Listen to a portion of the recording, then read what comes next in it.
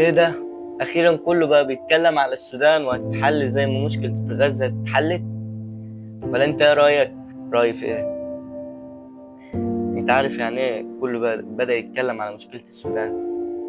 طب انت مش عارف ليه ابتدت تظهر الفيديوهات اللي بتظهر دلوقتي، اللي بتقطع القلوب، مع ان الفيديوهات دي كان منشور شبهها من بدري والكلام ده بيحصل من سنتين؟ انت مش عارف ليه بيحصل الكلام ده دلوقتي وبعد الهدنه اللي بتحصل في غزه؟ ازاي يعني؟ إيه؟ انت مش فرحان؟ انت شكلك مش بتحب اهل السودان ولا إيه؟ اخيرا كله العالم كله هيضغط عليه. بص يا حبيبي، علشان انت لو مش فاهم، فدي خطه مدروسه من اسراء واعوانها. اسراء ابتدت دلوقتي تخلي الاعلام بتاعها ان هو يرفع الفيديوهات بتاعت السودان اللي كانت محظوره، ويبدا دي ورقه ضغط، بحيث ان اصل العالم كله كان مركز مع اسراء ومع اللي بيحصل في غزه، مع اللي بيحصل في صفقه التبادل وده كله. فالدنيا كانت ضغط على اسراء. ابتدت اسراء تخلي المنصات زي تيك توك والمنصات دي كلها ان هي تبدا تنشر الفيديوهات اللي اصلا كانت ممنوعه من النشر، فاهمني؟ فالفيديوهات دي بدات تتنشر ليه؟ عشان نبدا احنا ك- كعرب نتفاعل مع فيديوهات السودان وننسى موضوع غزة، أو مش كعرب، كأوروبا مثلا، أو كالعالم كله.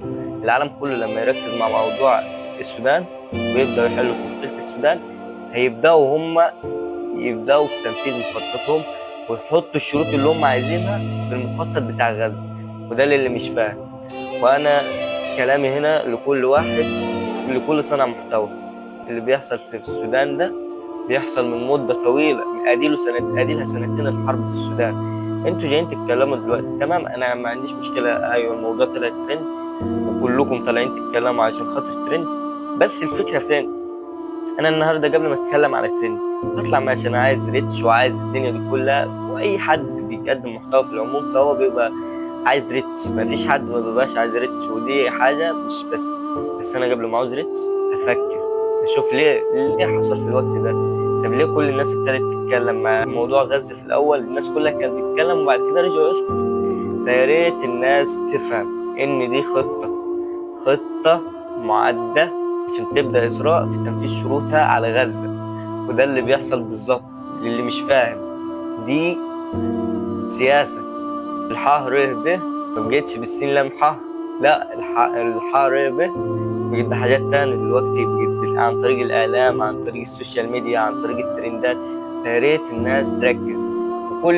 مع احترامي لكل واحد طلع يتكلم عن ترند السودان، بس أنا عايزك يا صاحبي قبل ما تتكلم وقبل ما تشوف وقبل ما تعمل، بص على الترند وبص ليه